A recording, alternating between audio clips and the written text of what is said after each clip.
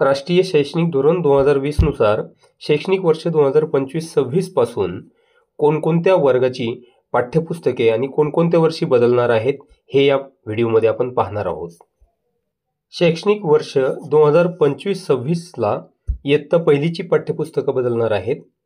शैक्षणिक वर्ष 2026-27 ला इयत्ता दुसरी, इयत्ता तिसरी, इयत्ता चौथी व इयत्ता 6वीची पाठ्यपुस्तकं बदलणार आहेत. शैक्षणिक वर्ष 2027-28 ला इयत्ता 5वी, इयत्ता 7वी, इयत्ता 9वी आणि इयत्ता 11वीची पाठ्यपुस्तकं बदलणार आहेत. आणि शैक्षणिक वर्ष 2028-29 ला इयत्ता 8वी, इयत्ता 10वी आणि इयत्ता 12वीची पाठ्यपुस्तकं बदलणार आहेत.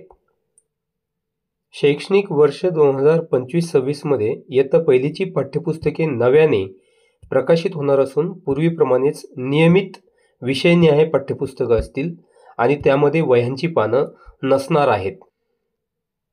खेळू करू शिकू या पुस्तकाऐवजी शिक्षक हस्तपुस्तिका मिळणार आहे.